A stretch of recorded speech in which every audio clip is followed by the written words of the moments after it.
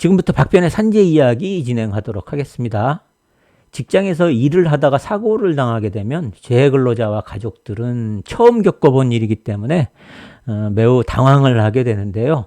오늘 박변의 산재 이야기에서는 산재 사고가 발생한 경우에 재해근로자와 가족분들이 어떻게 대처해야 하는지 살펴보는 시간 갖도록 하겠습니다. 근로자가 사고를 당하면 먼저 병원에 가서 치료를 받게 됩니다. 그런데 산재사고의 경우에는 의료보험이 적용되는 것이 아니라 산재보험이 적용이 됩니다. 따라서 우선은 병원에서 의료보험으로 접수해서 치료를 받았다고 하더라도 산재요양급여 신청을 하시게 되면 산재보험으로 요양비, 다시 말씀드려서 병원비와 같은 치료비가 나오게 됩니다. 이처럼 산재보험을 통해서 요양비를 받으려면 근로복지공단에 요양급여 신청을 해야 하는데, 요양급여 신청서는 근로복지공단 홈페이지에 들어가서 다운을 받거나 가까운 근로복지공단 지사에 가시면 요양급여 신청서 양식이 있으니까요, 작성해서 제출하시면 됩니다. 그런데 병원에 입원해 있거나 입원 중이 아니라도 계속해서 병원에서 치료를 받고 있는 경우라면은 병원 원무과 산재 담당 직원에게 부탁을 하면 병원에서 요양급여 신청 절차를 대행해 주기도 하니까요, 병원 원무과에 문의를 해 보시기 바랍니다. 이렇게 요양급여 신청을 하게 되면 요양기간이 끝날 때까지 근로복지공단에서 요양비, 다시 말해서 병원비가 나오게 됩니다. 이러한 요양기간이 끝나거나 혹은 끝나기 전이라도 재해근로자분들은 요양기간에 대한 휴업급여를 청구할 수 있습니다. 휴업급여를 청구하게 되면 휴업기간 동안 평균 임금의 70%를 휴업급여로 받을 수 있게 됩니다. 병원 치료를 받다가 더 이상의 치료가 필요하지 않다고 판단되는 경우에는 산재 요양을 종결하게 됩니다. 그렇게 되면 산재 요양기간 동안 받고 있던 휴업급여도 더 이상 받지 못하게 되고 당연히 병원 치료도 종결이 되게 됩니다. 그런데 치료가 종결돼도 몸에 장애가 남아서 더 이상 일을 하지 못하게 되는 경우들이 많이 있는데요.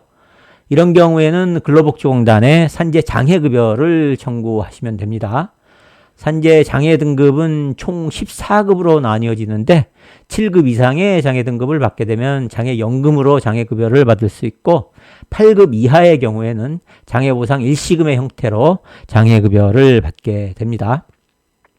장애급여를 신청하기 위해서는 장애급여 청구서를 작성한 후에 장애진단서하고 의료 영상자료를 첨부해서 근로복지공단에 제출하면 근로복지공단에서는 장애 등급을 심사한 후에 장애급여를 지급하게 됩니다. 이처럼 근로복지공단으로부터 장애 등급을 받아서 장애급여까지 받으시게 되면 산재사고와 관련한 근로복지공단에 대한 청구 절차는 모두 끝나게 됩니다. 따라서 근로복지공단으로부터 장애 등급을 받아서 장애급여를 받은 후에는 회사를 상대로 한 손해배상 청구 절차를 진행하시면 됩니다. 다만 손해배상의 경우에는 산재보험하고는 달리 회사의 고의 또는 과실이 인정돼야 하고, 사고의 발생에 근로자의 과실이 있다고 한다면 과실상계라고 해서 배상 금액이 감축되게 됩니다. 또한 총 손해액에서 근로복지공단으로부터 받은 보험급여액도 공제해서 배상금액이 산정이 됩니다. 손해배상을 청구하기 위해서는 우선 회사와 손해배상 합의, 다른 말로 근제합의라고도 하는데요.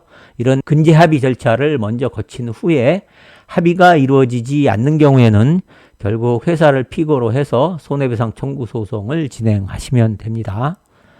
회사로부터 근제 합의금을 받거나 합의가 이루어지지 않아서 손해배상 청구 소송을 해서 손해배상금까지 모두 받게 되면 산재사고와 관련된 모든 절차는 끝나게 됩니다. 지금까지 산재사고의 발생과 재해근로자의 산재처리 절차라는 주제로 이야기해 봤습니다. 이상 박변의 산재 이야기 마치도록 하겠습니다. 감사합니다.